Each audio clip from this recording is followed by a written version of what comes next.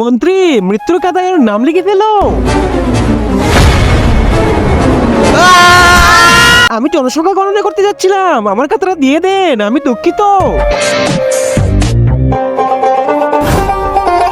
মন্ত্রী শুরু করো। মন্ত্রী তুমি কাদের মৃত্যু দিয়ে দিলে? আরে আজকে এত মানুষের নাম কোথা থেকে আসছে? আরে মহারাজ, এটা তো মৃত্যুর কাতাই না। তাহলে কোথায় কাতা? মনে হয় আমরা যখন এক্সিডেন্ট করছিলাম তখন কাতা পাল্টে গেছে। আমি জনসংখ্যা গণনা করতে আসছি। আপনার বিয়ে হয়েছে? না। আপনার কয়টা বাচ্চা? আচ্ছা আপনার নামটা বলুন। রিয়া।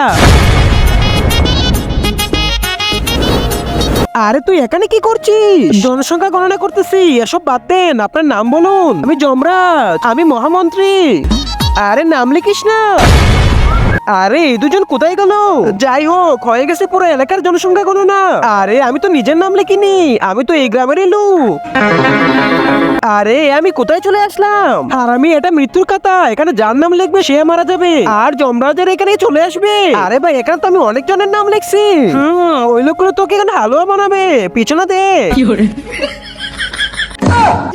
কিন্তু তার আগে যে ভিডিওতে লাইক করে চ্যানেলটি সাবস্ক্রাইব করবে তার মা বাবা যেন অনেকদিন বেঁচে থাকে, যে কমেন্ট করবে আই লাভ ইউ মা বাবা, তার যেন মনের আশা পূর্ণ হয়ে যায়। মা শালাকে, তোর জন্য আমরা জমলে তো চলে এসেছি।